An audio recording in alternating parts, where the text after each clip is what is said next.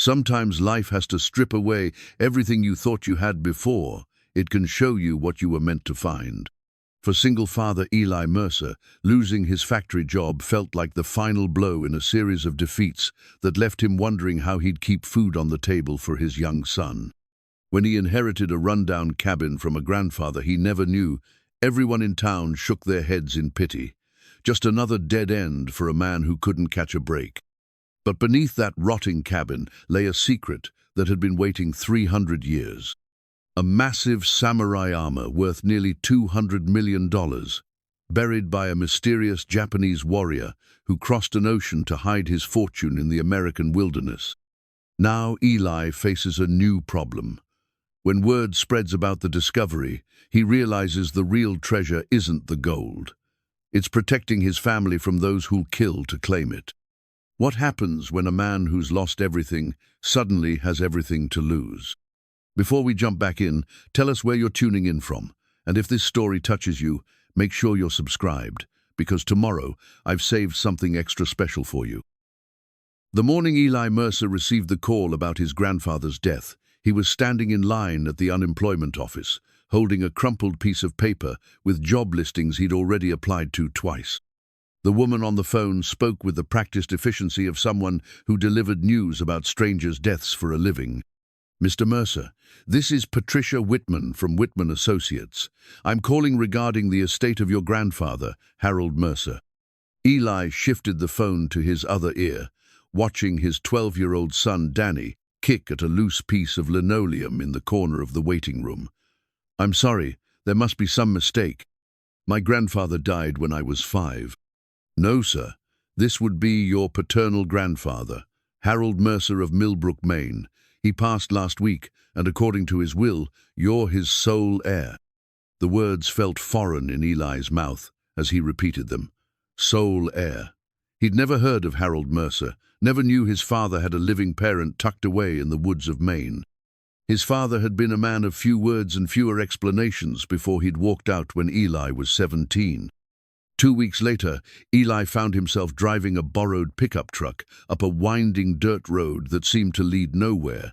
Danny pressed against the passenger window, fogging the glass with his excited breathing. "Dad, look at all these trees," Danny said, his voice filled with the kind of wonder that only children could muster for ordinary things. "It's like we're driving into a fairy tale." Eli smiled, despite his exhaustion. Danny had always been like that, finding magic in the mundane, seeing adventure where others saw only problems. It was a gift Eli envied, especially now when everything felt like a burden too heavy to carry. The road narrowed until branches scraped against the truck's sides, and just when Eli thought they'd taken a wrong turn, the trees opened up to reveal a small clearing. In the center sat a cabin that looked like it had been forgotten by time itself. The structure sagged under the weight of decades, its roof patched with mismatched shingles, and its porch held up by what appeared to be prayer and stubbornness. Paint peeled from the siding in long strips, revealing weathered wood underneath that had turned silver gray from exposure. "This is it?" Danny asked, his voice smaller now. Eli turned off the engine and sat in the sudden silence, studying the building that was now, technically, his home. "This is it." They climbed out of the truck, and Eli felt the weight of the forest around them, the kind of deep, ancient quiet that made city dwellers uncomfortable. The air smelled of pine needles and damp earth, with an undertone of something he couldn't identify, something old. The front door opened with a groan that seemed to echo through the empty rooms beyond. Inside, dust motes danced in shafts of sunlight that leaked through gaps in the curtains.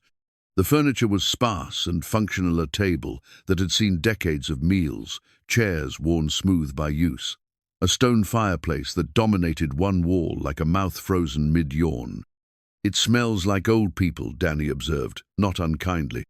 "It smells like a life lived," Eli corrected, running his fingers along the mantelpiece. Family photos stood in a neat row, their faces obscured by years of dust. He picked up one frame and wiped it clean with his sleeve. The photograph showed a man who looked remarkably like Elisam, strong jaw, same deep-set eyes, same way of holding his shoulders, as if carrying invisible weight. But there was something else in the older man's face, a kind of watchful intensity that Eli had never seen in his own mirror. "Is that great-grandpa?" Danny asked, standing on his tiptoes to see. "I guess it is." Eli studied the image, searching for some recognition, some family connection that might explain why this stranger had left him his entire world. "I never met him." They spent the rest of the day exploring rooms that held a lifetime of accumulated solitude. In the bedroom, clothes still hung in the wardrobe, practical flannel shirts and wool pants, all in earthy colors that wouldn't show dirt. The kitchen held dishes, for one, a single coffee cup by the sink that Eli found himself reluctant to move. But it was in the study that Eli felt the first real stirring of curiosity about the man who'd lived here. The walls were lined with books, not just novels and almanacs, but volumes on Japanese history, martial arts, and something called The Way of the Warrior. Maps covered one entire wall, some modern, others that looked hand-drawn, with notations in what might have been Japanese characters. Danny pulled a book from the shelf. "Dad, why did great-grandpa have all these books about samurai?" Before Eli could answer, something fell from between the Pagesha photograph of the same man from the mantelpiece, but younger, wearing what looked like military dress uniform. On the back, someone had written in faded ink, "Harold Mercer, 1950, 3, Tokyo Station." "Maybe he was in the war," Eli said, though the photograph raised more questions than it answered. His grandfather would have been quite young in 1953, barely older than Eli was now. As afternoon faded to evening, they made a simple dinner from supplies they'd brought, eating by the light of kerosene lamps when the ancient electrical system proved unreliable. The cabin felt enormous around them, full of corners that the lamplight couldn't reach, and sounds that might have been settling wood or might have been something else entirely. "Dad," Danny said as they prepared for bed on an air mattress in the main room, "do you think great-grandpa was lonely here?" Eli looked around at the tidy, solitary space. "I think he chose to be alone. That's different from being lonely." "How?" "Well, being lonely means you want company but don't have it. Choosing to be alone means you're comfortable with yourself. You don't need other people to feel complete." Danny considered this with the seriousness he brought to all philosophical discussions. "Were you lonely before Mom died?" The question caught Eli off guard, as his son's observations often did. "Nobody. I had you and Mom. We were a family." "And now?" Eli pulled the sleeping bag up to Danny's chin, tucking him in the way he had every night since his wife Sarah's death 3 years ago. "Now I have you. That's enough." But lying in the dark, listening to the unfamiliar sounds of the forest, Eli wondered if that was entirely true. He'd been so focused on survival, keeping food on the table, keeping Danny in school, keeping them both moving forward, that he'd forgotten what it felt like to have a future worth planning for. The cabin groaned around them, settling into the kind of deep quiet that only comes in places far from civilization. Somewhere in the walls, something scurried, mice, probably, or squirrels. Normal sounds of a building that had stood empty for too long. But as Eli finally drifted towards sleep, he could have sworn he heard something else. The soft whisper of pages turning, as if someone in the study was reading by candlelight. Searching through those books about warriors and honor and ancient ways of living. In the morning, he would tell himself it had been a dream, a product of exhaustion and stress and the strangeness of sleeping in a dead man's house. But some part of him would remember that sound and wonder what his grandfather had been looking for in all those books about Japan. The answer, he would discover, was hidden in a place where no casual observer would think to look. But that discovery was still days away, waiting for a 12-year-old boy's curiosity to uncover what 300 years of secrecy had kept buried. 3 days into their new life at the cabin, Danny made the discovery that would change everything.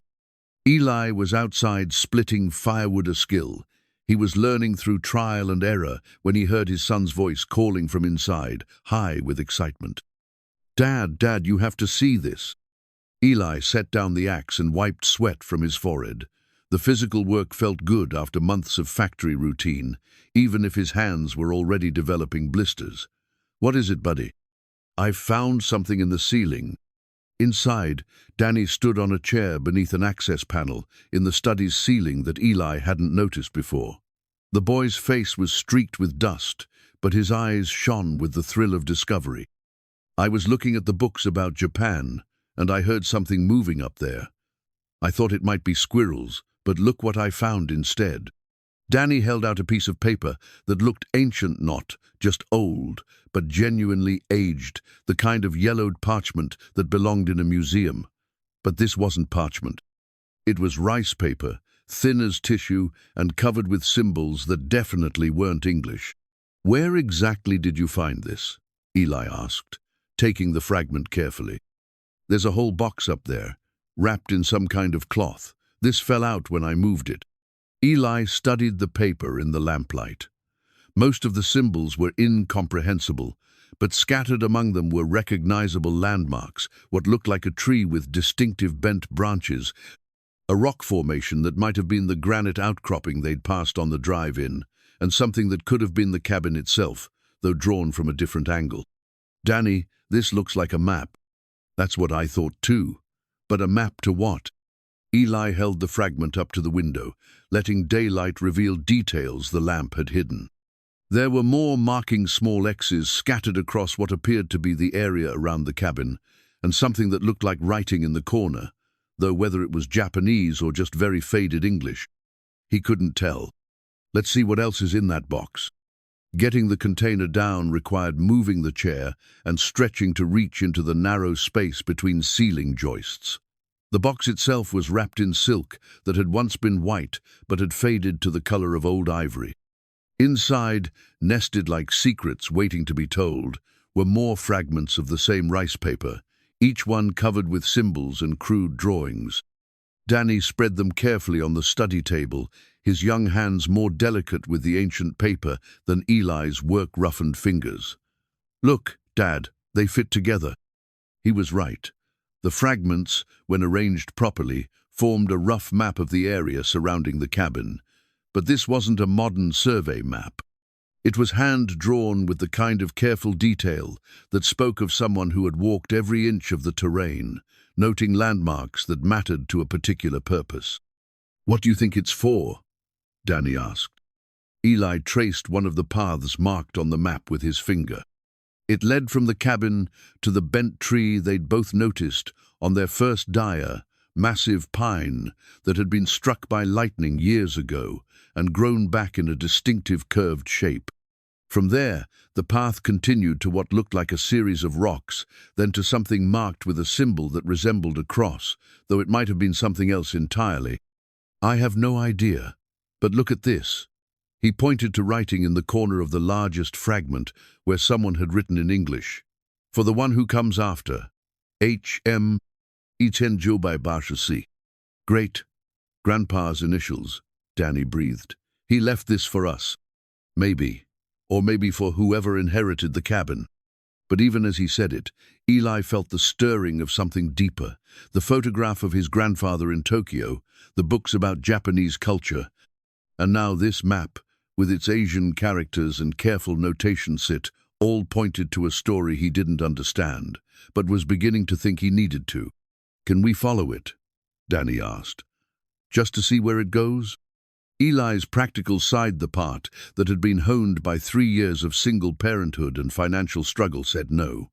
They had enough to worry about without chasing after what was probably just an old man's hobby. But looking at his son's eager face, seeing the first real spark of enthusiasm Danny had shown since they'd arrived, he found himself reconsidering. "Just for fun," Danny pressed, "like an adventure." And maybe that was what they both needed, an adventure, something to remind them that life could hold mystery and excitement instead of just bills and disappointment. "All right," Eli said, "but we stick to the marked paths and we turn back if anything seems dangerous." They started early the next morning, following the map's first landmark to the lightning-struck pine. The tree was even more impressive up close, its trunk twisted into an almost spiral shape that spoke of decades of wind and weather.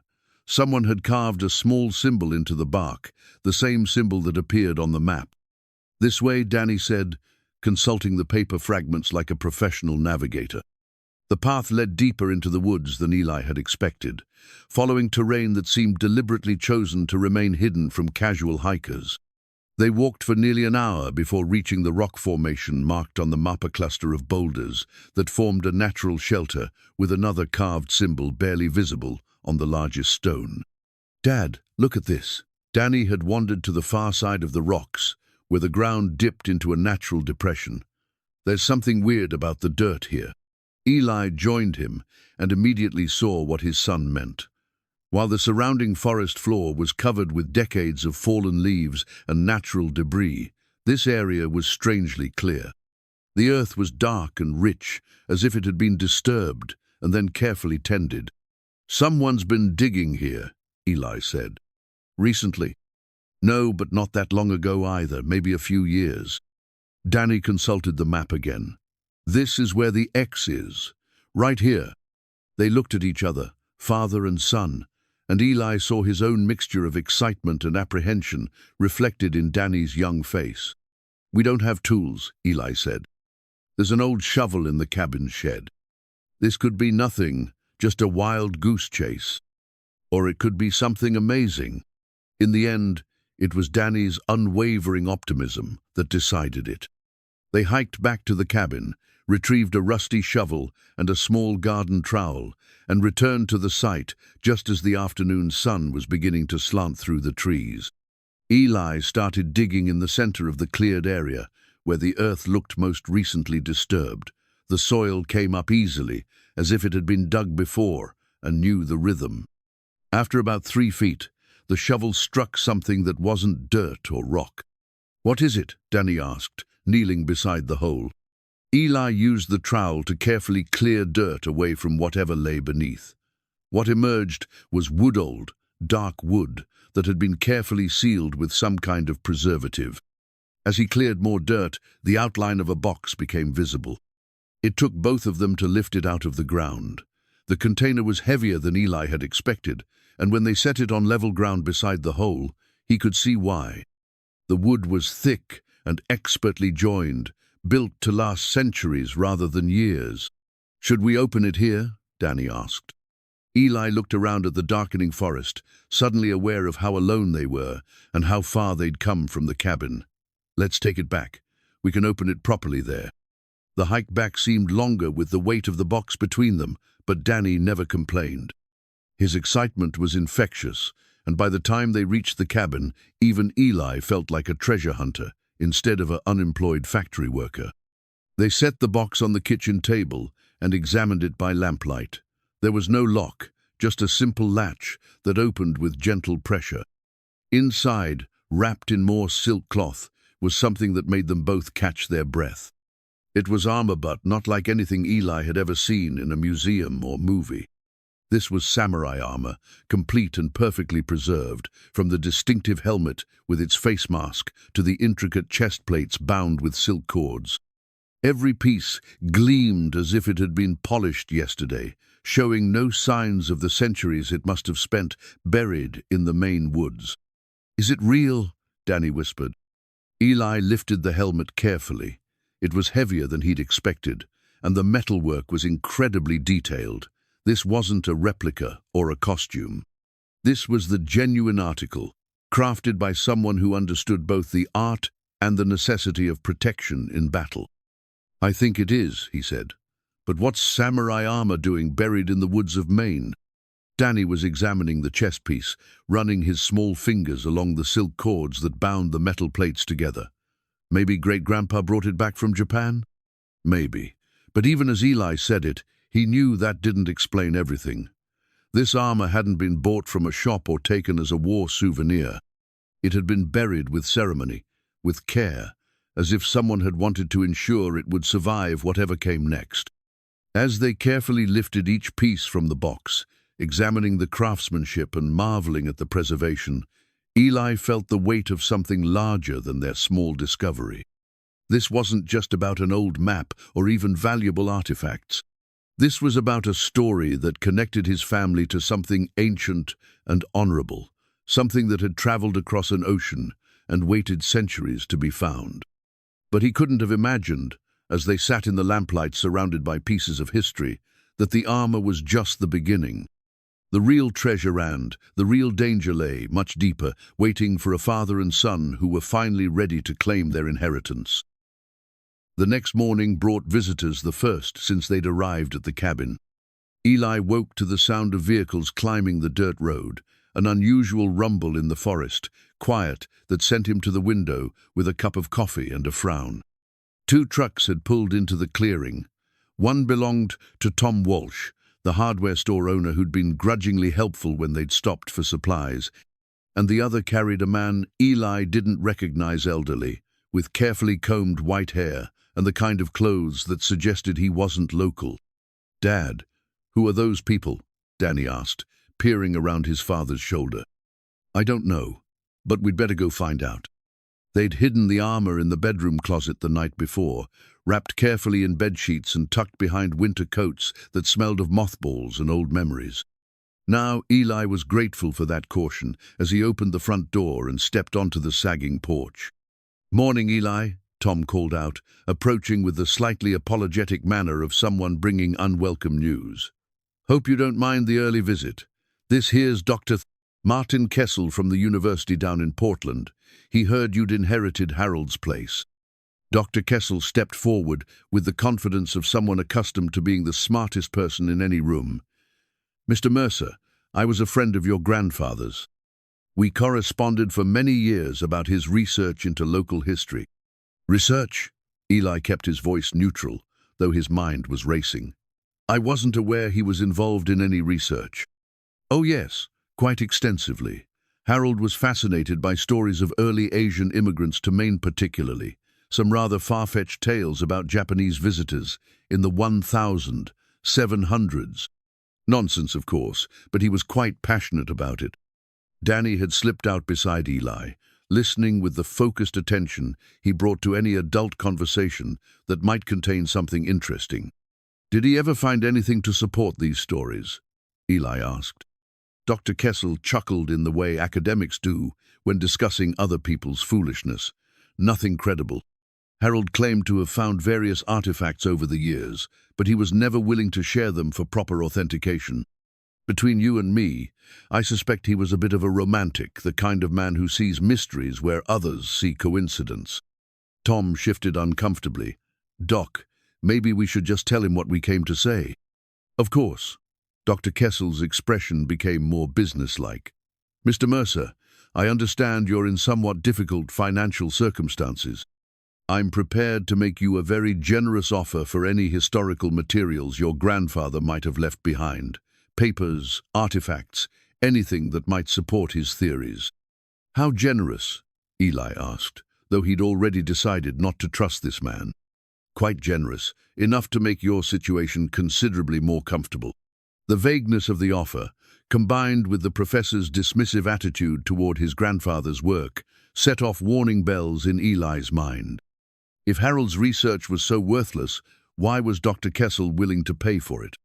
"I'll need some time to go through everything," Eli said carefully. "Harold left quite a bit behind." Of course, but don't wait too long. University funding has its deadlines, you understand." Dr. Kessel handed him a business card. "Call me within the week." After the visitors left, Eli found himself pacing the cabin, while Danny returned to his exploration of their grandfather's books. Something about the encounter didn't sit right, but he couldn't identify exactly what bothered him. "Dad," Danny called from the study, "you should see this." Danny had pulled out one of the Japanese history books and was pointing to a chapter heading, "Look, it's about samurai who left Japan in the 1600s and 1700s. Great-grandpa marked a bunch of stuff. Eli sat beside his son and examined the book. Harold had indeed marked passages using a neat, precise handwriting that filled the margins with observations and questions. One note in particular caught Eli's attention. Takeshi Yamamoto exiled 1720. One ship records Portland Harbor 1722.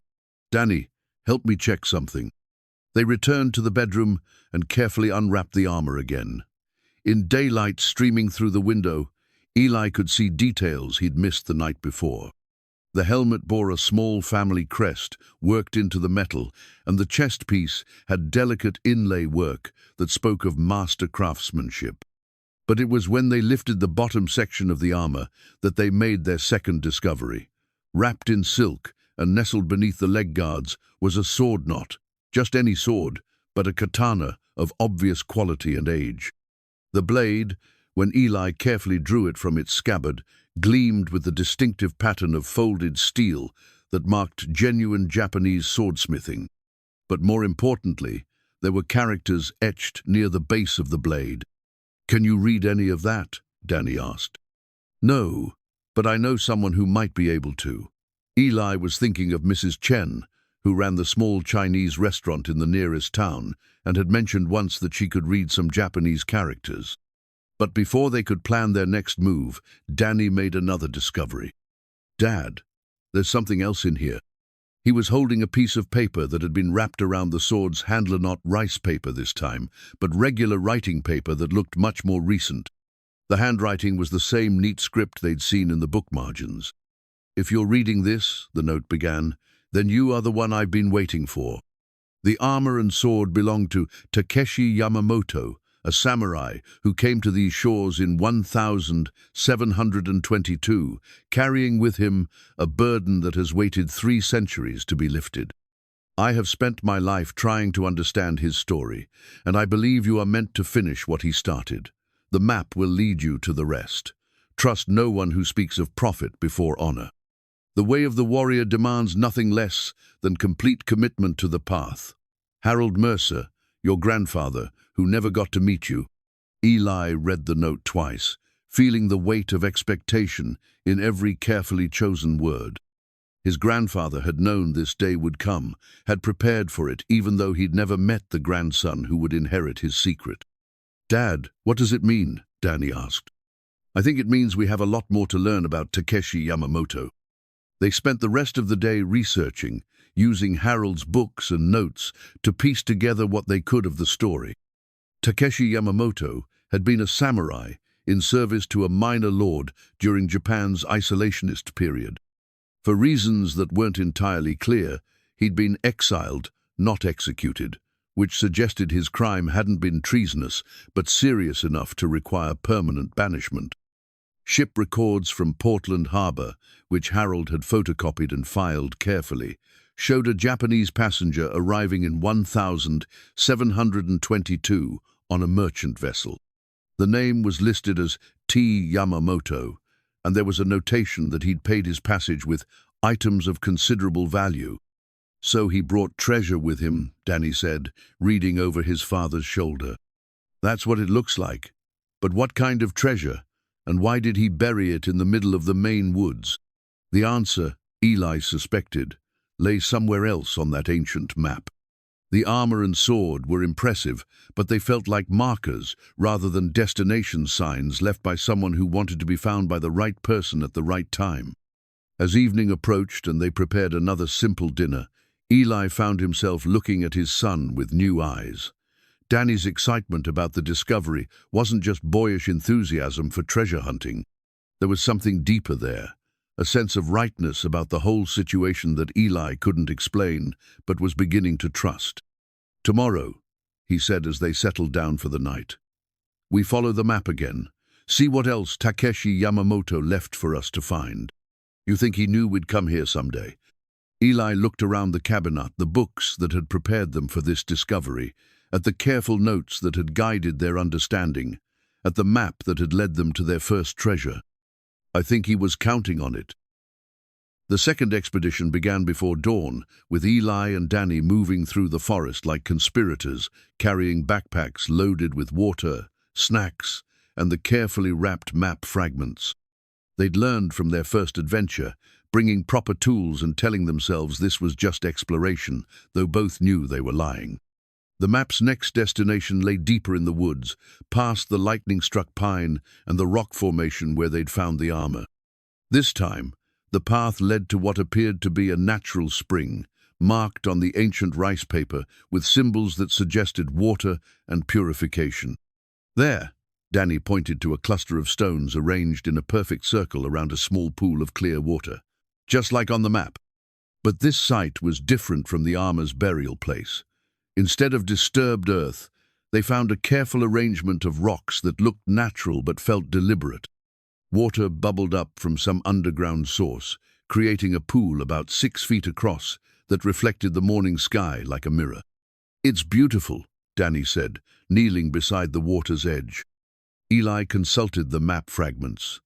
According to the markings, they should be looking for another symbol carved into stone, but these rocks were smooth river stones, worn by centuries of water and weather. "Maybe we're in the wrong place," he said. "No, look." Danny was pointing to the bottom of the pool, where something glinted beneath the clear water. "There's something down there." Eli peered into the spring and saw what his son had spotted, a flash of white and blue, too regular to be natural stone. Without hesitation, Danny rolled up his sleeves and reached into the water. "Careful," Eli warned, but the pool was shallow enough that Danny could easily reach the bottom. What his son brought up made them both gasp. It was a piece of porcelain, not just any porcelain, but a teacup of extraordinary delicacy and beauty. The white ceramic was decorated with intricate blue patterns that seemed to flow like water across the surface, and despite having spent decades or centuries submerged, it was perfect. "There's more," Danny said, reaching into the pool again. One by one, he retrieved the pieces of what became a complete tea set: 4 cups, a teapot, small plates, and a serving tray, all decorated with the same flowing blue patterns. Each piece was a work of art, the kind of craftsmanship that spoke of masters who understood that beauty and function were inseparable. "Why would someone put a tea set at the bottom of a spring?" Danny asked, carefully arranging the pieces on a flat rock beside the pool. Eli lifted the teapot, marveling at its weight and the way light seemed to glow through the translucent ceramic. In Japanese culture, tea ceremony is sacred. It's about finding peace and showing respect. But why here? That was the question, wasn't it? As they sat beside the spring, surrounded by pieces of a tea set that belonged in a museum, Eli tried to imagine what would drive someone to place such valuable objects in a remote forest pool. The answer came when Danny discovered the small scroll case, also submerged, also perfectly preserved by some miracle of craftsmanship and chance. Inside was another piece of rice paper, but this one bore a message in English, written in a different hand than Harold's notes. "For those who follow the path of honor," Eli read aloud, "know that peace must be earned through understanding. The way of tea teaches patience, respect, and the beauty of simple things. These gifts were meant for a life I could not live, but perhaps they will serve those who come after. Drink tea where the earth gives water freely, and remember that some treasures are meant to be shared." Below the message was a signature: Takeshi Yamamoto, 1742. "He wrote this 20 years after he arrived," Eli said, doing the math. "He'd been living in the woods for 2 decades. Living here, in the middle of nowhere? Maybe not here exactly, but somewhere nearby. Close enough to know about this spring, close enough to come here regularly." They packed the tea set carefully, wrapping each piece in the cloth they'd brought for just such a discovery. But as they prepared to leave, Danny noticed something else. "Dad, look at the stones around the pool, they're not random." He was right. Now that Eli looked more carefully, he could see that the stones had been arranged with purpose. They formed a pattern not obvious, but deliberate, that seemed to point in a specific direction. "The path continues," Eli realized, consulting the map. This wasn't a destination, it was another waypoint. But as they gathered their things and prepared to follow the stone markers deeper into the forest, they heard something that made them both freeze: voices coming from the direction they'd traveled. "Sure they went this way?" "Tom saw them heading into the woods early this morning. They're following something, I'm sure of it." Eli recognized Dr. Kessel's voice, though it sounded different away from the cabinless academic, more urgent. He grabbed Danny's arm and motioned toward a cluster of large boulders where they could hide and listen. "Told you Harold was onto something," a second voice said. "That old man spent 40 years researching this area. He wouldn't have wasted his time unless he'd found something real. The question is, how much do the boy and his father know?" Dr. Kessel replied, "If they're just following random maps, we can probably buy them off. But if they've actually found artifacts, then we take them. Simple as that." The casual way the second man spoke about theft made Eli's blood run cold. These weren't academics interested in historical preservation. These were treasure hunters, willing to use whatever methods necessary to claim what they wanted. "Let's see where this trail leads," Dr. Kessel said. "If we're lucky, they'll do the hard work for us." The voices faded as the men continued deeper into the woods, following the same path Eli and Danny had planned to take. Father and son waited in their hiding place until they were sure the men were gone, then made their way quietly back toward the cabin. "Are they going to steal our treasure?" Danny asked as they hiked through the forest. "They're going to try," Eli said, "but we're not going to let them." Back at the cabin, they hid the tea set with the armor and sword, then sat at the kitchen table to plan their next move. The beautiful porcelain pieces seemed to glow in the afternoon light, and Eli found himself thinking about Takeshi Yamamoto's message about sharing treasures. "Danny, what do you think Great-Grandpa would want us to do?" Danny considered the question with the seriousness he brought to all moral dilemmas. "I think he'd want us to protect the treasures, but also to understand why they're important." "And Dr. Kessel? He only cares about money. That's not the same thing." Eli nodded, feeling proud of his son's insight. "So we need to stay ahead of them, learn what Takeshi was trying to tell us before they can interfere." That evening, they prepared tea using the ancient porcelain set, boiling water from the cabin's well, and using green tea they found in Harold's carefully organized pantry. The simple ceremony felt profound, surrounded as they were by books about Japanese culture and holding cups that had been crafted for this exact purpose centuries ago. "It tastes different from regular tea," Danny observed. "Maybe it's the cups, or maybe it's knowing the story behind them." As they sipped their tea and watched the sun set through the cabin's windows, Eli felt something shifting inside him. For the first time since losing his job, since inheriting this isolated property, since beginning this strange treasure hunt, he felt like they were moving towards something important rather than just running from their problems. The tea set represented more than valuable antiques. It represented a way of life that valued beauty, ceremony, and taking time to appreciate simple pleasures. In their rushed, worry-filled existence, Eli had forgotten that such things mattered. "Tomorrow we go back to the spring," he decided. "But this time we'll be more careful, and we'll be ready for Dr. Kessel and his friends." "How?" Eli smiled, feeling for the first time like he might be worthy of Takeshi Yamamoto's trust. "By remembering that this isn't about treasure hunting. It's about following a path that someone laid out for us 300 years ago. And paths like that don't lead to dead ends, they lead to exactly where you're supposed to be."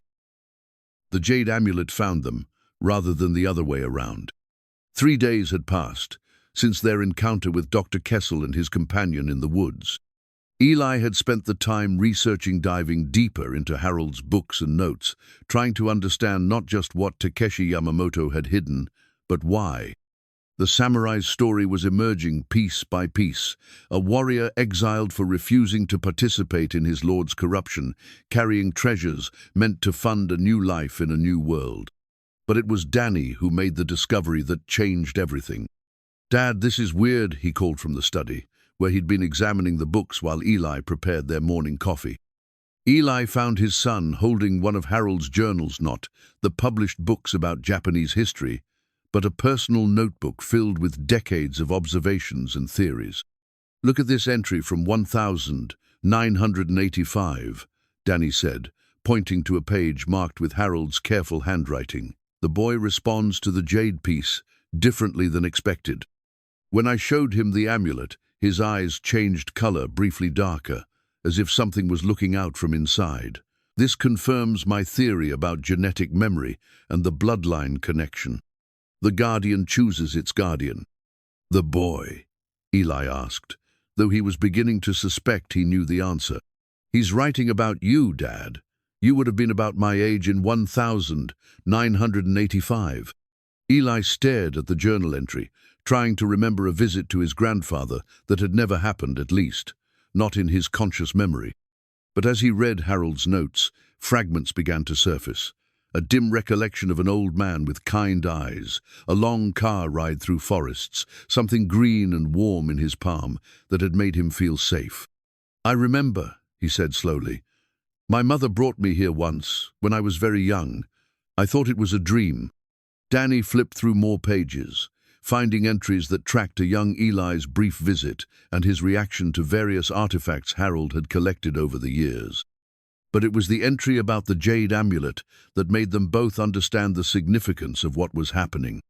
"The amulet glowed when the boy held it," Danny read. "Faint but unmistakable. After 30 years of research, I finally understand. This isn't about finding treasure. It's about bloodline guardianship passing from one generation to the next. Takeshi didn't just bury artifact, she established a legacy. The treasures will reveal themselves when the right person comes looking." "Where is this amulet now?" Eli asked. They searched the cabin systematically, checking every drawer, every shelf, every hiding place they could imagine. It was Danny who finally thought to look in the most obvious place, the small wooden box on Harold's bedside table that they'd assumed held nothing but old buttons and spare change. The jade amulet lay at the bottom of the box, wrapped in black silk. It was smaller than Eli had expected, about the size of a silver dollar, but carved with incredible detail. Dragons chased each other around the circumference, their eyes set with tiny gems that caught the light like stars. In the center was a symbol that matched one of the markings on their map. The moment Danny touched it, the amulet began to glow. Not dramatically, not like special effects in a movie, but with a soft inner light that seemed to pulse in rhythm with the boy's heartbeat. Danny gasped and nearly dropped it, but instead of letting go, his grip tightened. "It's warm," he said wonderingly, "and it's humming." Eli could hear it too, sound so low, it was almost below the threshold of hearing, like the distant echo of temple bells. When Danny held the amulet up to the window, the light within it grew stronger, and the carved dragons seemed to move in the shifting glow. "Dad, I can see things." "What kind of things?" Danny closed his eyes, holding the amulet against his chest. "I can see the forest, but different. Older. There are buildings that aren't there anymore, and people wearing clothes like in the history books."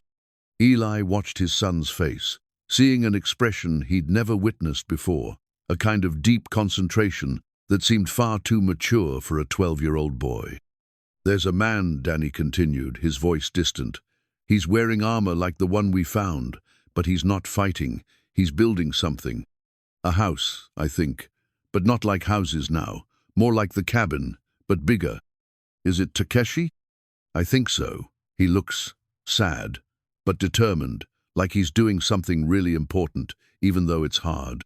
The vision lasted only a few minutes, but when Danny opened his eyes, they were different, older somehow, as if he'd experienced more than just images. "He lived here," Danny said with absolute certainty. "Not in this exact spot, but close.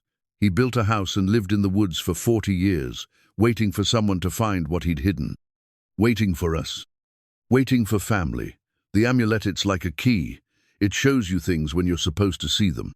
That afternoon brought more visitors, but this time Eli was prepared. He'd seen the dust cloud of approaching vehicles long before they reached the cabin, and by the time Dr. Kessel knocked on the door, the artifacts were hidden, and Danny was reading innocently in the study. But Dr. Kessel wasn't alone this time. He'd brought 2 companionsmen who didn't have the soft appearance of academics. They carried themselves like people accustomed to getting what they wanted through intimidation rather than negotiation. "Mr. Mercer," Dr. Kessel said, his previous courtesy replaced by barely concealed impatience. "I trust you've had time to consider my offer." "I'm still going through Harold's things," Eli replied, keeping his voice steady. There's quite a bit to sort through. Perhaps we could help expedite the process. My colleagues here are experts at identifying valuable historical materials. One of the colleagues smiled in a way that didn't reach his eyes. We're very thorough. I appreciate the offer, but I prefer to handle family matters myself. Dr. Kessel's expression hardened. Mr. Mercer, I don't think you understand the situation. There are significant historical artifacts connected to this property artifacts that belong in proper institutions, not mouldering away in some backwoods cabin. What artifacts? Eli asked, innocently. Don't play games with us, the second colleague said, stepping closer. We know Harold found something important. We know you're following his research, and we know you've been digging in the woods. The accusation hung in the air like a challenge. Eli felt Danny move to stand beside him, and he noticed his son's hand slip into his pocket where he'd been carrying the jade amulet. Gentlemen, Eli said carefully, you're welcome to search the property if you have a warrant. Otherwise, I'll have to ask you to leave. The threat was implicit but clear.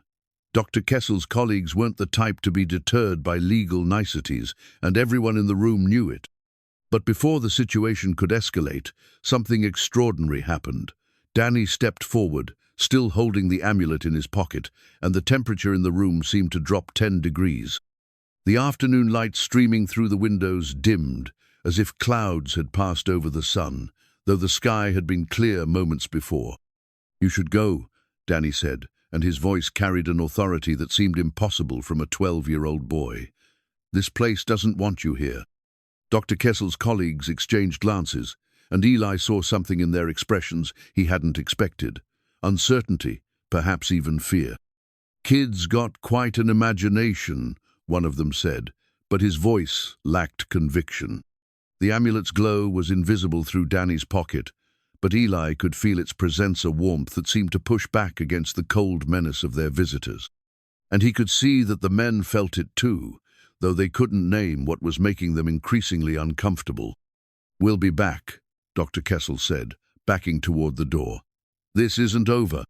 After they left, Eli and Danny stood in the cabin's main room, listening to the sound of vehicles departing and feeling the atmosphere slowly return to normal. That was the amulet, wasn't it? Eli asked. Danny nodded, pulling the jade piece from his pocket. It was still glowing, but fainter now, as if it had expended energy defending them. It doesn't like bad people, Danny said simply. It can tell when someone wants to hurt what it's protecting. And what is it protecting? Us. The treasures, the story. Danny looked up at his father with eyes that seemed far too knowing. Dad, I don't think we found the amulet by accident. I think it was waiting for us, just like everything else. That evening, they sat by the fireplace with Harold's journals spread around them, trying to piece together the full scope of what they'd inherited. The jade amulet sat on the table between them, no longer glowing but somehow still present, like a sleeping guardian keeping watch.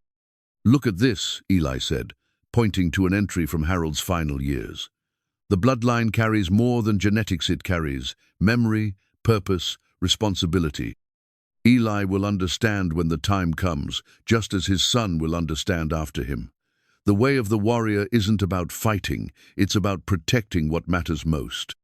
He knew we'd both be here, Danny realized. He knew I'd be the one to find the map, and that you'd be the one to understand what it meant. But understand what exactly? We found armor, a sword, a tea set, and an amulet that seems to have its own agenda. What's the bigger picture? Danny held up the amulet, studying its intricate carvings in the firelight. Maybe the bigger picture isn't about what we find. Maybe it's about what we become by finding it. Eli looked at his son, really looked at him, and saw changes that had happened, so gradually he'd almost missed them. Danny stood straighter now, spoke with more confidence, carried himself with a kind of quiet dignity that reminded Eli of the old photographs of Harold. The treasure hunt was transforming his son from a boy into something else, not a man yet, but someone who understood that some responsibilities couldn't be avoided or delegated. Tomorrow we follow the map again, Eli decided. But this time we finish what we started. We find whatever Takeshi Yamamoto was really trying to tell us. And if Dr. Kessel and his friends try to stop us." Eli looked at the jade amulet, remembering the way it had filled the room with protective energy, and smiled. "Then they'll learn that some guardians have been waiting 300 years to do their job." The scroll of lineage found them in the most unexpected place, the town library. Eli had driven into Millbrook that morning to research property records and hopefully find more information about Harold's 40 years of investigation. Danny had come along, still carrying the jade amulet in his backpack. They'd both learned it wasn't wise to leave it unattended at the cabin. The Millbrook Public Library was a small, underfunded building that looked like it hadn't seen renovation since the 1960s, but the librarian, Mrs. Patterson, had been there for 30 years and remembered Harold Mercer well. "Oh my, yes," she said when Eli introduced himself. "Your grandfather was one of our most dedicated researchers. Came in every week for decades, always asking about the same thing, early Asian settlement in Maine. Most people thought he was a bit eccentric, but I found his theories fascinating." "What kind of theories?" Danny asked. "He believed there were Japanese immigrants in this area much earlier than anyone realized, not just in the 1800s, but back in the colonial period. He had maps, ship records, all kinds of documentation." Eli felt his pulse quicken. "Did he leave any of this research with the library?" "As a matter of fact, he did. Just last year, he brought in a box of materials he wanted preserved. Said he was getting old and wanted to make sure his work didn't disappear with him." Mrs. Patterson led them to a back room where boxes of donated materials waited for cataloging. "He was very specific about who should have access to it, though." "What do you mean?" "He said it was only for family members, direct descendants. I thought it was odd at the time, but Harold was always particular about his research." The box she retrieved was larger than Eli had expected, filled with photocopied documents, hand-drawn maps, and what appeared to be decades of correspondence. But it was the scroll tube at the bottom, wrapped in silk and sealed with wax, that made Danny gasp. "That's the same silk as the other wrappings," he whispered.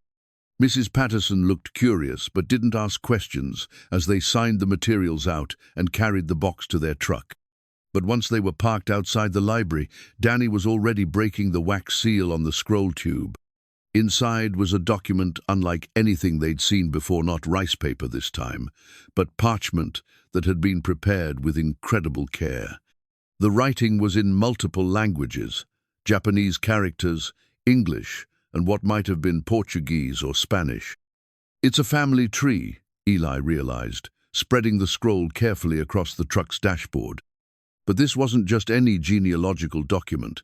It traced a bloodline that began with Takeshi Yamamoto in Japan and followed his descendants through 3 centuries of American history. Names, dates, locations, all meticulously recorded by someone who understood the importance of maintaining accurate records.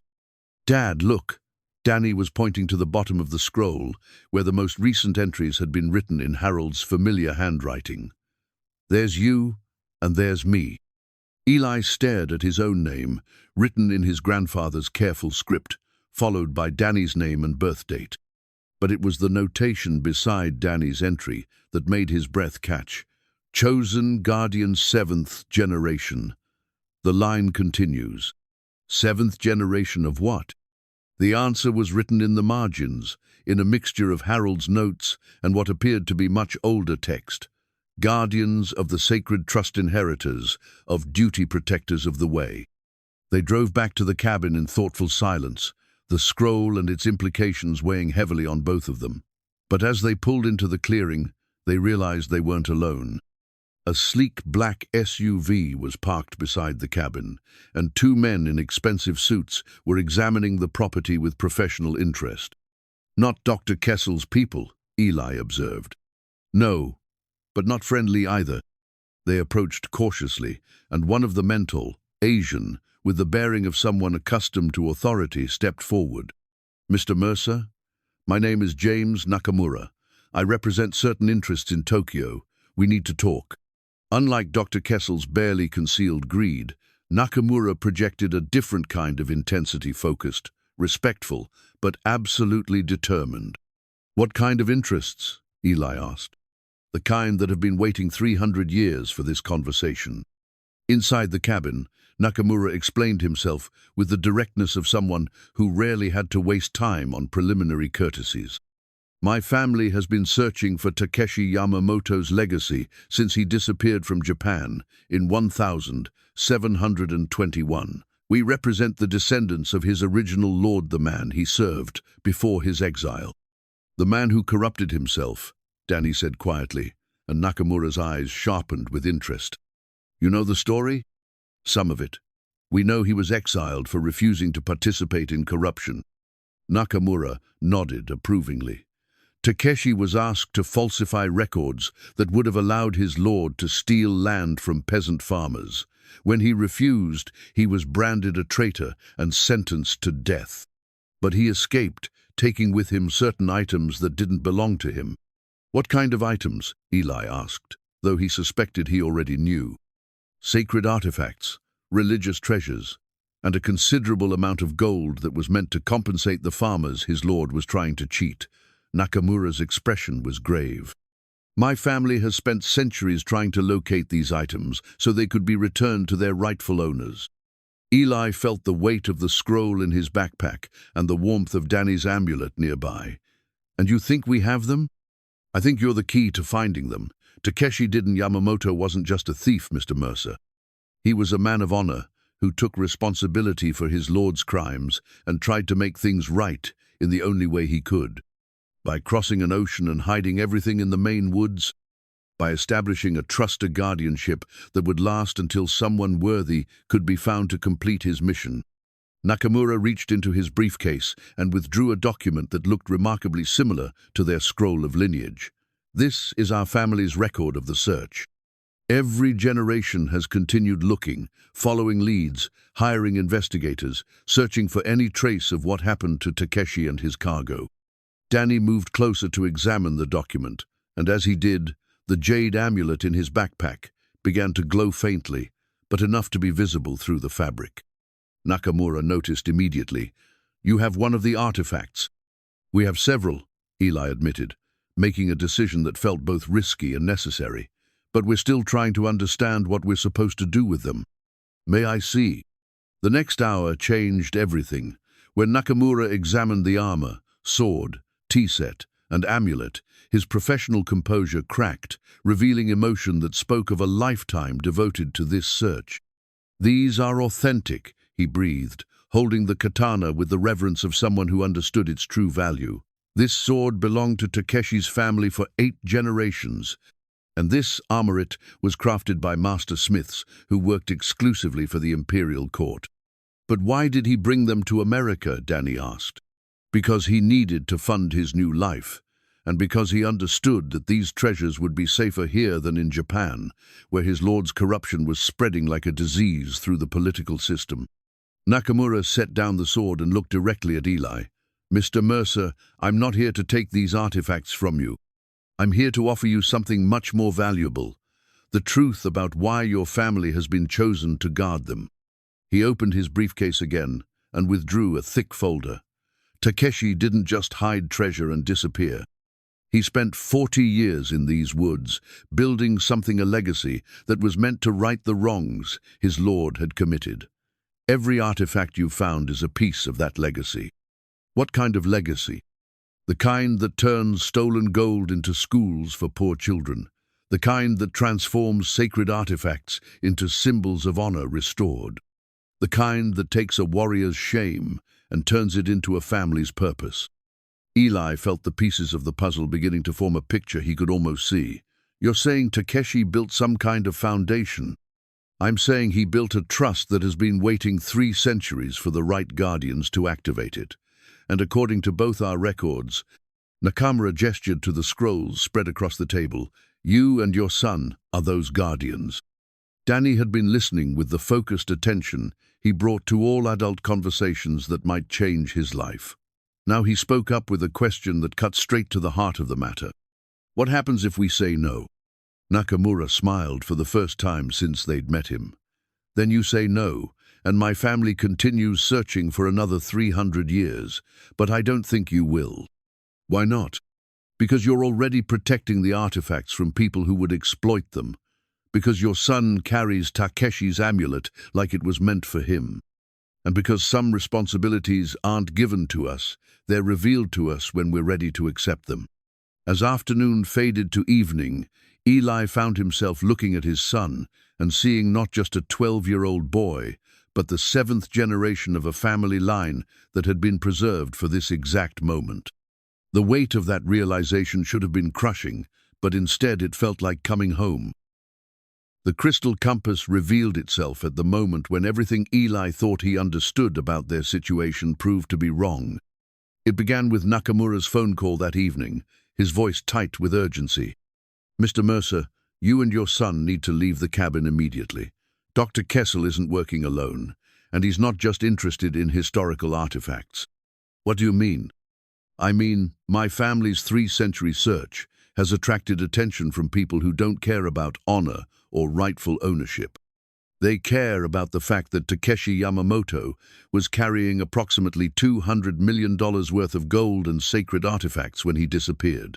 Eli felt the familiar chill of fear, but this time it was mixed with something else, anger. "You said you weren't here to take the artifacts." "I'm not, but there are others who are, and they've been watching Dr. Kessel's activities for months. They know he's close to finding something significant, and they're prepared to do whatever it takes to claim it." "How long do we have?" "Maybe an hour. Pack only essentials, and meet me at the coordinates I'm about to text you. There's something I need to show you before they arrive." The coordinates led to a hiking trail deeper in the woods than they'd ever explored, where Nakamura waited with equipment that looked more military than academic night vision goggles, communication devices, and what appeared to be a very sophisticated metal detector. "Mr. Nakamura," Eli said as they approached his position, "you're not really a researcher, are you?" "I'm a researcher the same way you're a factory worker," Nakamura replied with a slight smile. "We both have more complicated histories than we usually discuss." Danny shifted his backpack, feeling the weight of the artifacts they'd brought with them. "Are we safe here?" "For now, but we need to move quickly." Nakamura consulted what looked like a military-grade GPS device. "According to both our family records and your grandfather's research, there's one more site marked on Takeshi's map, the most important one." "We've only found 3 of the marked locations," Eli said. "Because the 4th one is hidden differently, it requires all the other artifacts to reveal itself." They hiked for 20 minutes through terrain that seemed deliberately difficult to navigate, fallen logs, thick underbrush, and rocky ground that would discourage casual exploration. But Danny, carrying the jade amulet, began to walk with increasing confidence, as if he could sense their destination. "This way," he said, veering off the established trail toward a cluster of granite formations that looked like ancient monoliths. "How do you know?" Eli asked.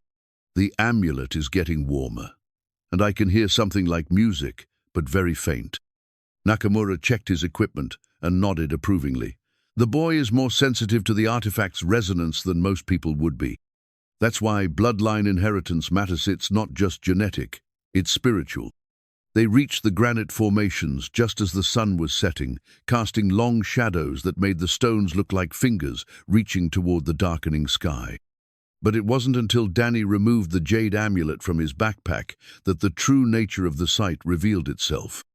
The moment the amulet came into contact with the largest granite stone, the entire formation began to glow not with visible light, but with something that made the air itself seem charged with energy.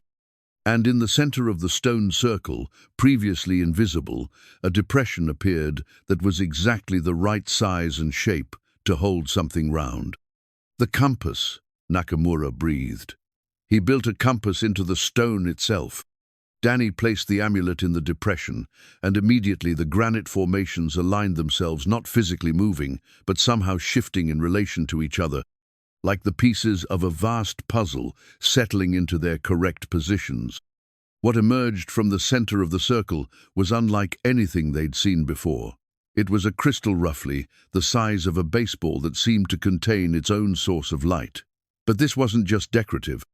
As it rose from the stone, had it been hidden there all along, or did it appear from somewhere else entirely, lines of energy began to connect it to various points around the surrounding landscape. "It's showing us something," Danny said, his voice filled with wonder. The crystal was indeed displaying information, but not in any language or format they recognized. Instead, it projected a three-dimensional map of the area, complete with topographical details and markers that corresponded to locations they'd already explored. But there were more markers, dozens of them, scattered throughout the forest in a pattern that suggested careful planning and considerable resources. "My God," Nakamura whispered. "He didn't just bury a few artifacts, he created an entire network." Eli studied the projection, beginning to understand the scope of what they'd stumbled into. "How many sites are there?" "According to this, at least 20, maybe more." Nakamura was taking photographs of the crystal display with professional efficiency. "And they're all connected somehow. Look at these energy lines, linking them together." But it was Danny who asked the crucial question. Connected to do what? The answer came from the crystal itself, which began to project not just maps, but imagescenes from the past that showed Takeshi Yamamoto not as a solitary exile, but as the leader of a community. There were other Japanese immigrants, families who had followed him to America, people who had helped him establish not just hiding places for treasure, but entire settlements. He wasn't alone, Eli realized. He brought people with him, or they followed him here. "More than that," Nakamura said, his voice filled with growing excitement. "He established a Colonia complete community with its own government, its own economy, its own culture. And he used the gold and artifacts he'd taken from Japan to fund it." The implications were staggering. They weren't just dealing with buried treasure, they were looking at evidence of a previously unknown chapter of American history. A Japanese settlement that had existed in the Maine wilderness for decades without any official record. But their amazement was interrupted by sounds that didn't belong in the forest: vehicle engines, radio chatter, and the systematic movement of people who knew how to operate in hostile territory. "They found us," Nakamura said grimly. "We need to move, now." "What about the crystal?" "Take it. It's what they're really after." But when Danny tried to lift the crystal compass from its position, something unexpected happened. Instead of coming free, it seemed to sink deeper into the stone, and the jade amulet began to pulse with urgent light. "It doesn't want to leave," Danny said. "Then we protect it here," Eli decided. "Whatever happens, we don't let them get their hands on it." Nakamura nodded approvingly. "Now you're thinking like a guardian." The sounds of their pursuers were getting closer, and in the growing darkness, Eli could see the beams of multiple flashlights sweeping through the trees. But he also noticed something else. The crystal compass wasn't just displaying information anymore. It was actively doing something, sending pulses of energy along those connecting lines to all the other sites in its network. "It's activating," Nakamura observed. "After 300 years of waiting, Takeshi's system is finally coming online." "What kind of system?" "The kind that transforms hidden treasure into active legacy, the kind that turns a warrior's exile into a family's mission." Nakamura checked his equipment one final time. "The kind that's about to make all of us very wealthy, very important, or very dead depending on how well we handle what comes next."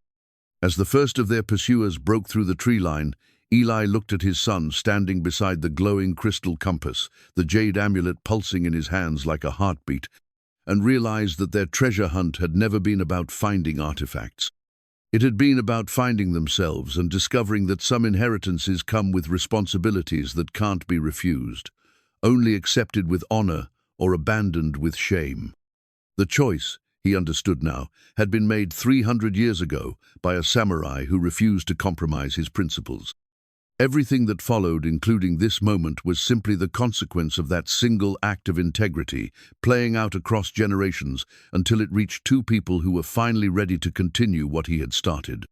The real treasure wasn't gold or artifacts, or even the crystal compass that could reveal the location of Takeshi's entire network.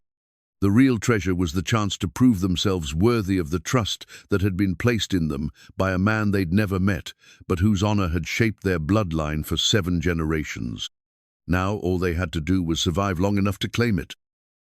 The warrior's journal found them in the moments before the final confrontation, when they needed Takeshi's wisdom most. Hidden in the granite formation beneath the crystal compass, revealed only when the amulet and crystal worked together, was a compartment that contained Takeshi Yamamoto's complete account of his 40 years in the American wilderness. But this wasn't just a diary, it was a tactical manual, a spiritual guide, and a detailed plan for exactly the situation they now faced.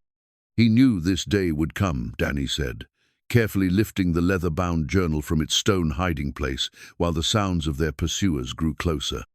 Eli opened the journal to the first page and found text written in perfect English, in the same careful handwriting they'd seen on the other messages.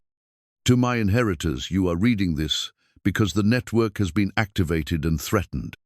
What follows is everything you need to know to protect what we have built and to complete what I could not finish in my lifetime. How much time do we have? Nakamura asked, monitoring the approaching voices through his communication equipment. Maybe 10 minutes before they reach this position, Eli replied. Speed, reading through pages of dense text that somehow felt familiar, as if he'd read these words before in dreams. The journal revealed the true scope of Takeshi's achievement. He hadn't just hidden treasure, he'd created a self-sustaining trust that had been generating income for 3 centuries, managed by a network of descendants and allies who had kept the secret while building schools, funding scholarships, and supporting communities throughout New England. Look at this, Danny said, pointing to a detailed map that showed the location of every site in the network. There are banks, investment accounts, property holding. She turned the stolen gold into a fortune that's been growing for 300 years. How much? Nakamura asked. Eli found the answer on a page marked for the 7th Guardian. Current estimated value as of the year 2020, 198,000. Distributed across multiple legitimate enterprises and held in trust for activation by bloodline inheritors. The number was staggering, but what impressed Eli more was the purpose behind it. Takeshi had spent decades not just accumulating wealth, but planning its distribution. Every dollar was earmarked for specific purposes: education for disadvantaged children, support for immigrants adapting to new countries, preservation of cultural heritage, and assistance for anyone who chose honor over profit. He was trying to balance the scales, Eli realized. His lord stole from poor farmers, so Takeshi spent 40 years building a system to give back to poor families. And now, it's your responsibility, Nakamura said. The network has recognized you as the rightful inheritors. The crystal compass is the master key that activates everything, but only when held by someone Takeshi's bloodline accepts as worthy. But the journal contained more than financial information. The second half was devoted to tactical planning, detailed strategies for defending the network against exactly the kind of threat they currently faced. Listen to this, Danny said, reading from a section titled, When the Wolves Come. Those who seek to steal what we have built will come with violence and false authority. They will claim legal right and moral justification, but they serve only greed. Do not meet them with matching violence. Meet them with prepared resistance and the strength that comes from fighting for something greater than yourself. The journal outlined specific defensive strategies, using the forest terrain and the network of sites to create advantages for defenders who understood the system.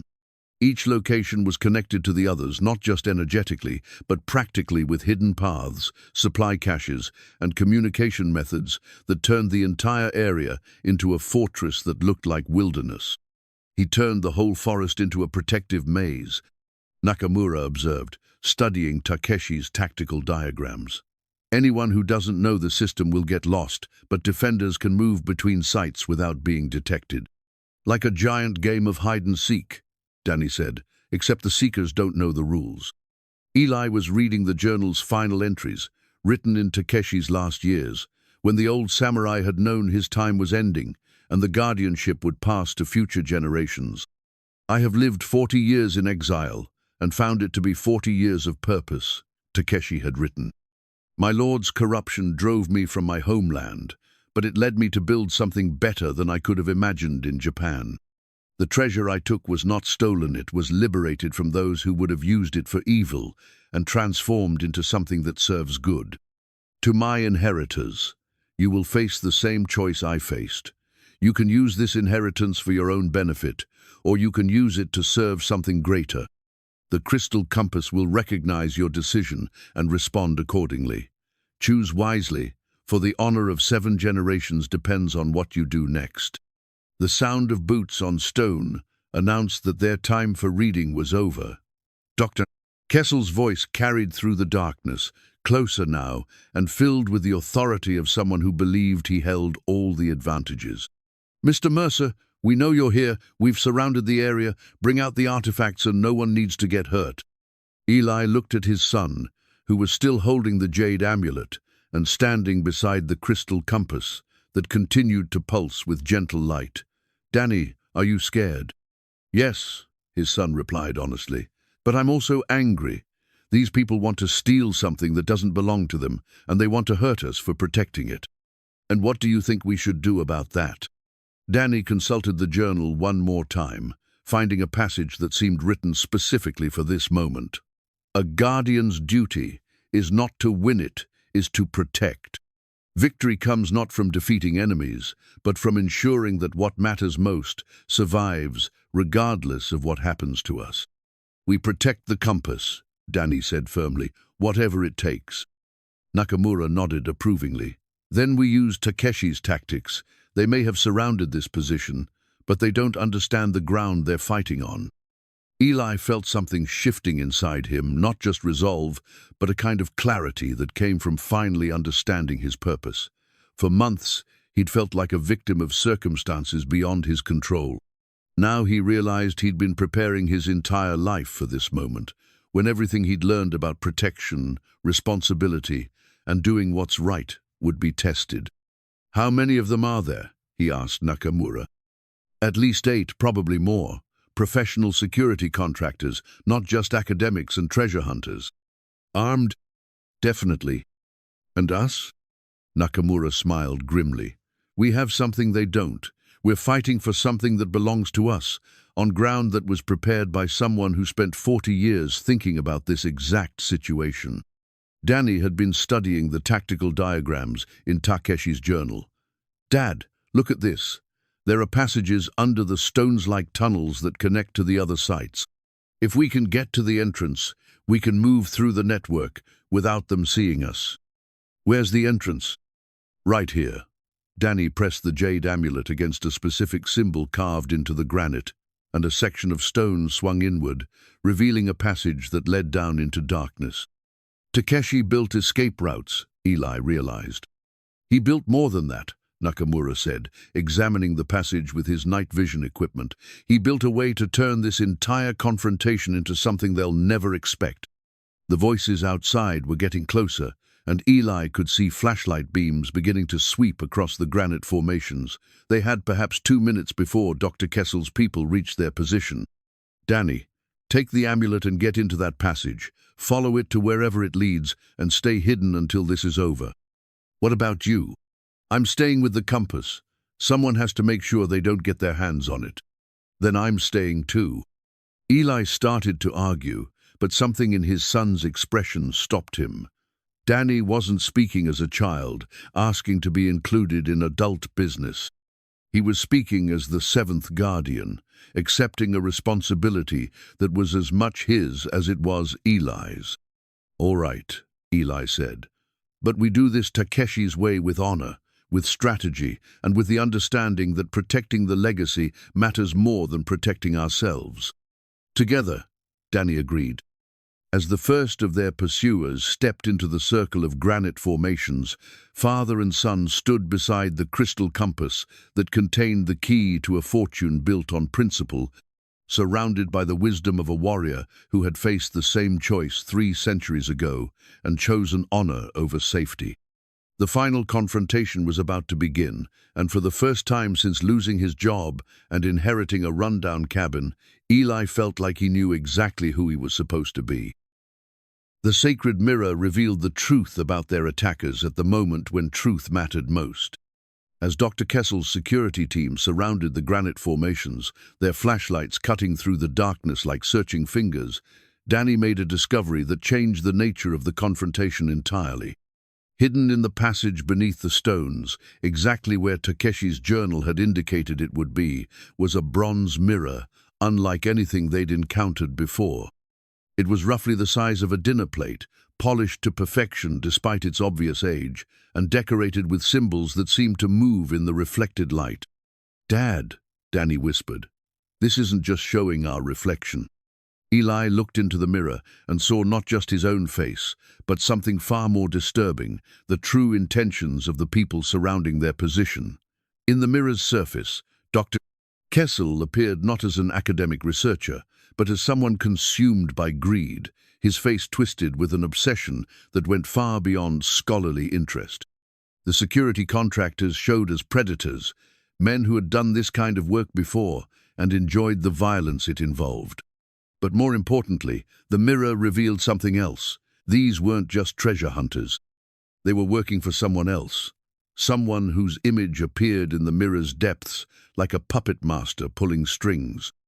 "Nakamura," Eli called softly, "you need to see this."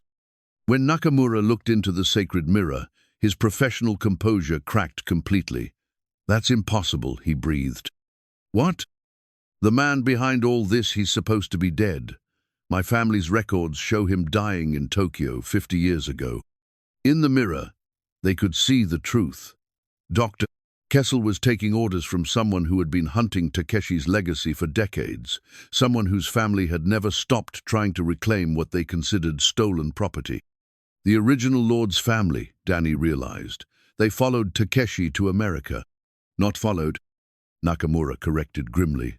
"They've been here all along, building influence, gathering resources, waiting for someone to finally locate the network so they could take it back." "But they're not the rightful owners," Eli protested. "They don't care about rightful ownership.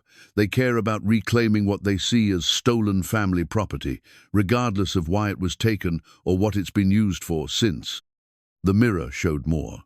Dr. Kessel, receiving payment from a consortium of wealthy families who traced their lineage back to the corrupt officials Takeshi had opposed. For them, this wasn't about historical artifacts or academic research. It was about recovering assets that had been funding their enemies for 3 centuries. "Mr. Mercer," Dr. Kessel's voice echoed off the granite stones. "We know you're in there. Let's discuss this reasonably." But the sacred mirror revealed the lie beneath his reasonable tone. In its surface, they could see Kessel signaling his men to prepare for assault, could see the weapons being readied, could see the complete absence of any intention to negotiate. "They're going to attack regardless of what we say," Eli whispered. "In about 30 seconds, Nakamura confirmed, checking his equipment. "They're just waiting for everyone to get into position." Danny was still studying the mirror, his young face serious with concentration. "Dad, there's something else. The mirror isn't just showing us what they're planning, it's showing us how to stop them." In the bronze surface, tactical information was appearing, the exact positions of each attacker, their planned routes of approach, and most importantly, the locations of Takeshi's defensive measures that were still active after 3 centuries. "Pressure plates," Eli realized, reading the mirror's revelations. "He built the whole area like a trap that only activates when threatened." "More than that," Danny said excitedly. "Look, if we activate the sequence using the amulet and the compass together, the entire network comes online. Not just here, but all 20 sites." "What does that mean?" Nakamura was studying the mirror's tactical display with professional interest. "It means Takeshi didn't just build hiding places for treasure. He built a complete defensive system that turns this entire forest into a maze that only the Guardians can navigate safely." The sound of approaching footsteps was getting closer, and Eli could see the first shadows moving between the granite formations above them. "How do we activate it?" "Place the amulet against the compass while holding the mirror." Danny read from symbols that were appearing in the bronze surface.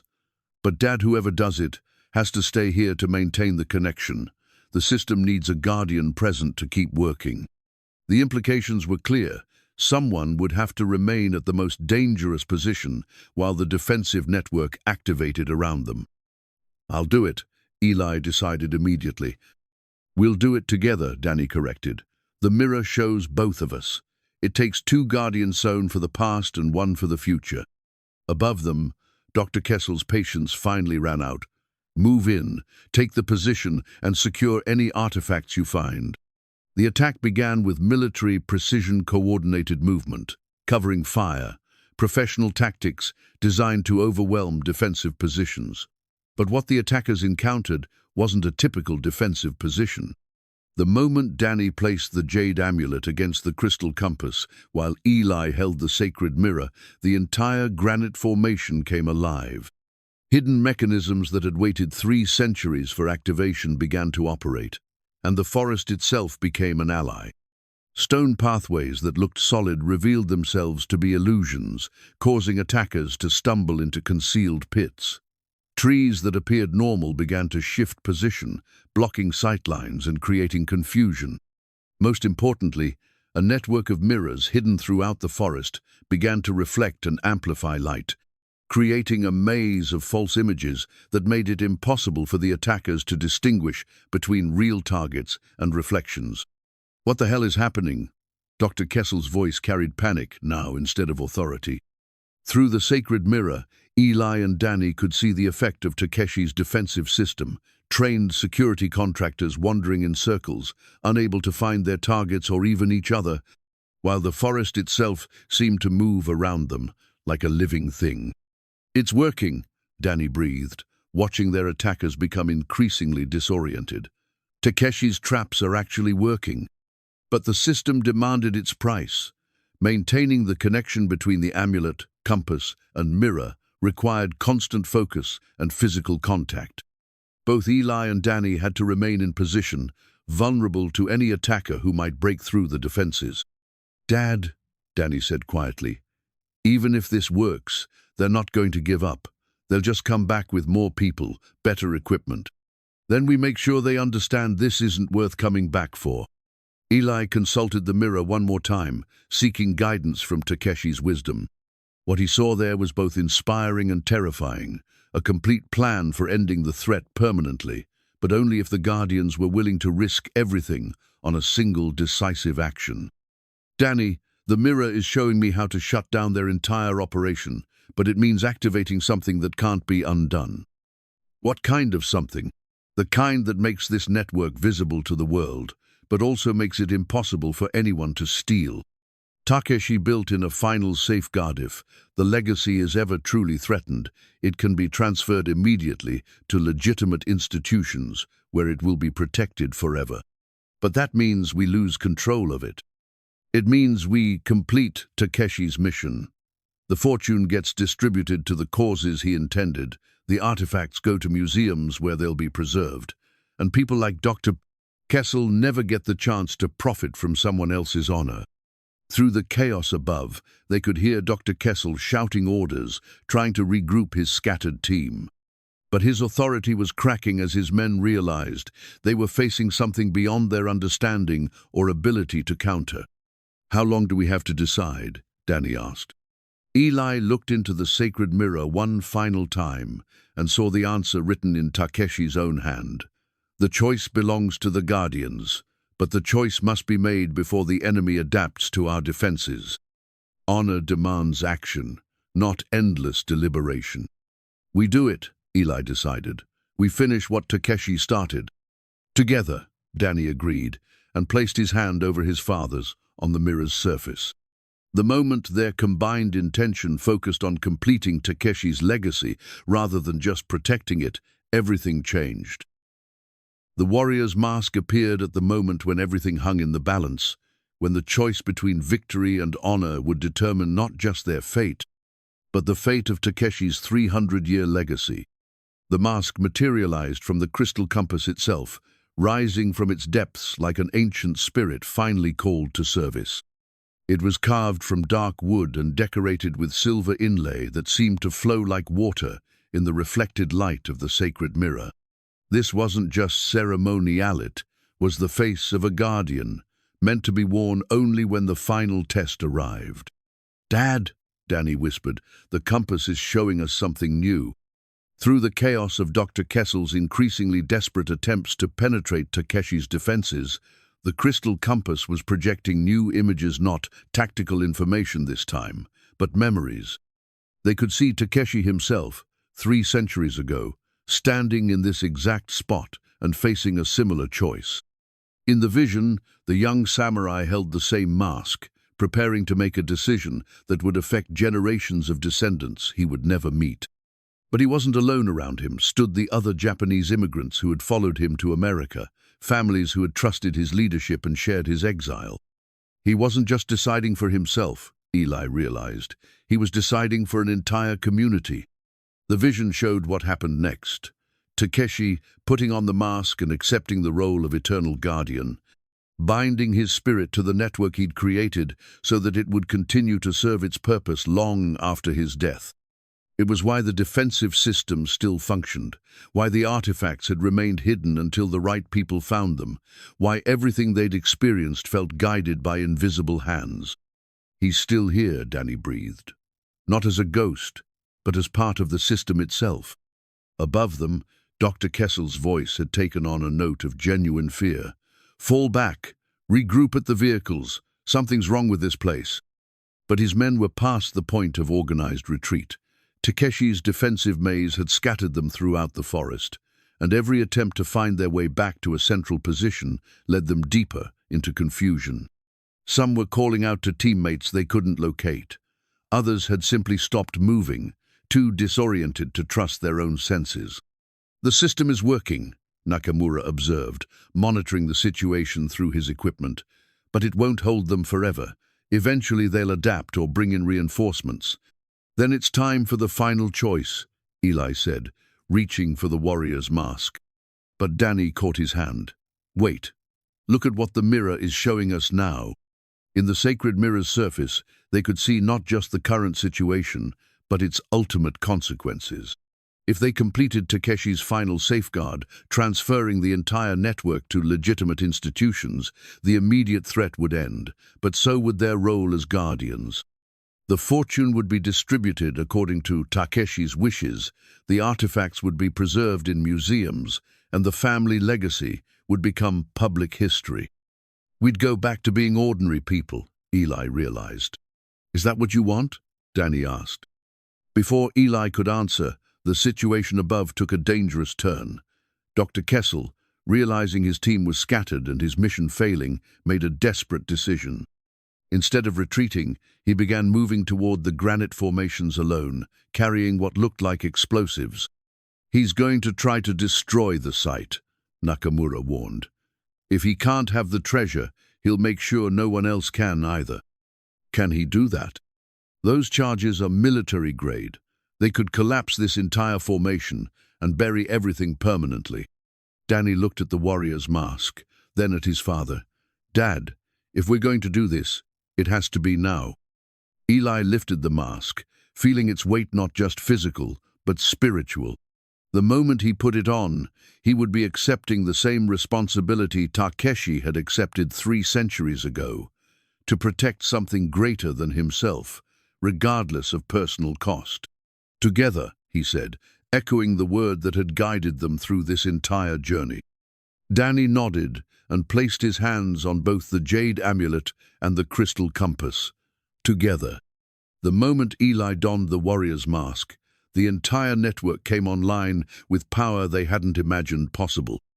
Every site connected to every other site, creating a web of energy that encompassed not just the forest, but extended to locations throughout New England, where Takeshi's legacy had taken root over the centuries. Through the mask, Eli could see it all.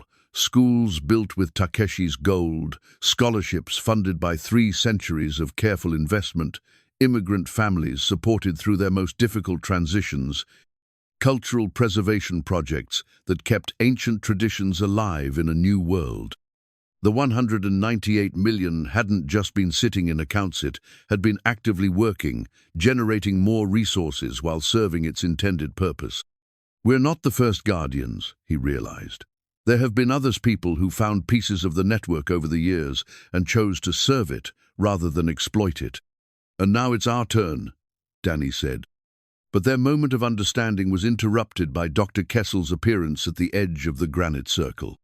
He was disheveled, his academic composure completely gone, replaced by the desperate determination of someone who had invested everything in a plan that was falling apart. "Whatever you're doing, stop it," he shouted, holding up the explosive device. "This ends now, one way or another." Through the warrior's mask, Eli could see not just Dr. Kessel's physical presence, but his spiritual state, a man so consumed by greed and family resentment that he'd lost sight of everything else. There was no negotiating with someone in that condition, no reasoning that could penetrate such obsession. "Dr. Kessel," Eli called out, his voice somehow different with the mask deeper, carrying an authority that seemed to come from beyond himself. "You're fighting a battle that ended 3 centuries ago. Takeshi's lord lost then, and you're losing now. That treasure belongs to my family. It was stolen from us. It was liberated from corruption and transformed into something honorable. That's not theft, that's justice." But Dr. Kessel was beyond hearing rational arguments. He raised the explosive device, and Eli realized that the man was prepared to destroy everything rather than accept defeat. That was when Danny made the choice that completed their transformation from treasure hunters to true guardians. Without hesitation, the 12-year-old boy stepped forward, still holding the jade amulet, and spoke with a voice that carried 3 centuries of accumulated wisdom. "Dr. Kessel, you can destroy this site, but you can't destroy what it represents. Takeshi's legacy isn't buried in the ground, it's living in the world, helping people, making things better. Even if you kill us and blow up everything here, that will continue." The simple truth of it, spoken by a child who understood honor better than the adults around him, seemed to penetrate Dr. Kessel's obsession in a way that threats and arguments couldn't. "You don't understand," Dr. Kessel said, but his voice had lost its desperate edge. "My family has been searching for this for generations. We've spent fortunes, devoted our lives to finding what was taken from us." "And what have you built with all that searching?" Danny asked gently. "What have you created? What have you given to the world?" The question hung in the air like a judgment, and through the warrior's mask, Eli could see the exact moment when Dr. Kessel's certainty cracked. For the first time, the man was forced to confront the difference between seeking to reclaim something and seeking to create something. "We have to finish this," Eli said quietly to his son. Danny nodded and placed the jade amulet against the crystal compass one final time. "For Takeshi, for everyone he helped, for everyone we can still help." The warrior's mask responded to their unified intention, and the final safeguard activated. 6 months later, the memorial stone stood where the crystal compass had once been, marking not an ending but a transformation that had rippled outward to touch thousands of lives. The stone itself was simple Vermont granite carved with Takeshi Yamamoto's story in both English and Japanese, surrounded by a garden that Danny had helped design, using principles from the tea ceremony they'd discovered in the forest spring. But its simplicity belied the complexity of what it represented, the successful completion of a 300-year mission and the beginning of something new. "The dedication ceremony is next week," Eli said, reading from a letter that had arrived that morning from the Yamamoto Cultural Foundation, the official name of the institution that now managed Takeshi's legacy. "The Japanese consul general will be here, along with representatives from all the schools and organizations that have been supported by the foundation over the years." Danny looked up from the book. He was reading History of Japanese Immigration to America that featured a substantial chapter about the previously unknown settlement Takeshi had established. "Will Mr. Nakamura be there?" "He'll be here. He's been appointed as the Foundation's chief cultural liaison." Eli smiled, remembering how their former adversary had become one of their most valuable allies once the truth about the network became public.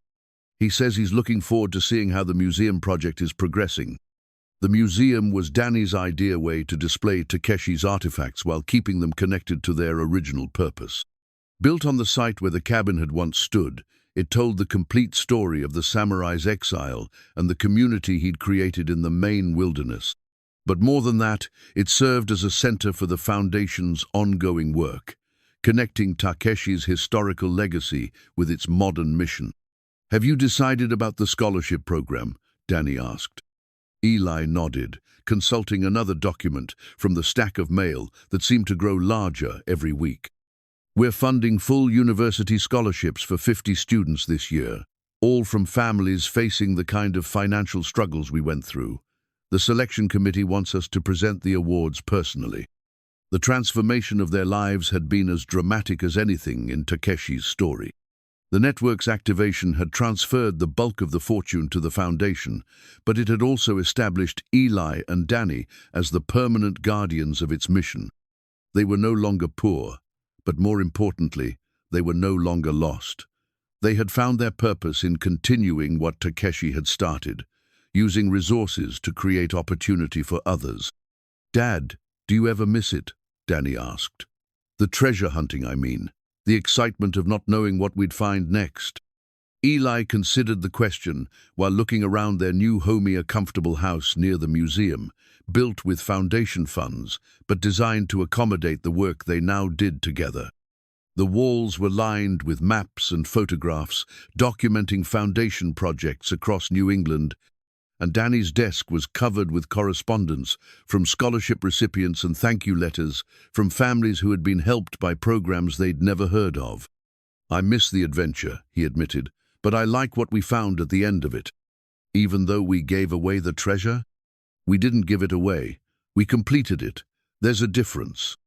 They walked together to the window that looked out over the memorial garden, where visitors often came to sit quietly and reflect on the story they'd learned in the museum. Today, an elderly Japanese couple sat on one of the benches, reading from a guidebook and pointing at various plants that had been chosen for their significance in Japanese culture. "They're here because of what we did," Danny observed. "They're here because of what Takeshi did. We just made sure his story got told properly." But even as he said it, Eli knew that wasn't entirely true. Takeshi had built the foundation of their legacy, but every choice Eli and Danny had made, from following the first map to activating the final safeguard, had shaped what that legacy became. They weren't just custodians of someone else's vision, they were partners in an ongoing mission that continued to evolve. The doorbell interrupted their contemplation, and they found Mrs. Patterson from the library, standing on their porch with a package and a familiar expression of barely contained excitement. "More documents," she announced, holding up a box. "These came from a law firm in San Francisco. Apparently, word about Takeshi's story has reached other Japanese families on the West Coast, and they're finding their own connections to the network." Eli accepted the package with a mixture of anticipation and mild trepidation. Every month brought new discoveries, descendants of other families who had followed Takeshi to America, artifacts that had been preserved by people who didn't fully understand their significance, accounts and investments that had been accumulating interest for decades without anyone knowing their connection to the larger network. "More treasure?" Danny asked with a grin. "More responsibility," Eli corrected, but he was smiling too. That evening, they opened the package together, spreading documents across the kitchen table in a scene that had become routine over the past months. This time, the contents were particularly intriguing. Records of a Japanese settlement in California that had maintained its own cultural traditions while contributing to local communities, along with artifacts that clearly matched the style and purpose of what they'd found in Maine. "It's bigger than we thought," Danny said, studying a map that showed potential network sites stretching across the entire continent. Takeshi didn't just create one community, he created a model that other communities copied. Or maybe, Eli suggested, he wasn't the only samurai who chose honor over corruption. Maybe there were others, all working toward the same goal from different directions. The possibility was both exciting and overwhelming. If they were right, the foundation they now managed might be just one part of a much larger legacy network of networks that had been quietly building for 3 centuries, waiting for the right moment to reveal itself. "Would that change what we're doing?" Danny asked. Eli looked at his son now, 13, taller, more confident, but still carrying the jade amulet that had started their entire adventure. Danny had grown into his role as a guardian naturally, understanding instinctively that their responsibility wasn't just to preserve the past, but to ensure it continued serving the future. "It would expand what we're doing," Eli said, "but the core mission stays the same. Honor Takeshi's sacrifice by making sure his resources continue helping people who need them." Together? Together. As they prepared for bed that night, Eli found himself thinking about the warrior's mask, now displayed in the museum alongside the other artifacts they'd discovered. Sometimes visitors asked why it wasn't behind glass like the rest of the collection, why people were allowed to approach it closely and even touch it if they chose. The answer was simple. The mask had served its purpose. It had been worn when the final choice needed to be made, when the legacy needed protecting and the future needed securing. Now it waited for the next crisis, the next moment when someone would need to put on the face of a guardian and make decisions that would affect generations not yet born. But Eli hoped that moment was far in the future. For now, he was content to be exactly what he'd become, a man who had found his purpose by inheriting someone else's honor, and who had learned that the greatest treasures aren't the ones you find buried in the ground. They're the ones you build with your choices, day after day, until they become the foundation for someone else's dreams. Outside, the memorial stone caught moonlight on its polished surface, marking the spot where a desperate treasure hunt had become something far more valuable. A family's destiny, fulfilled at last, and ready to continue for generations to come. The story of Takeshi Yamamoto was complete, but the story of his inheritors was just beginning.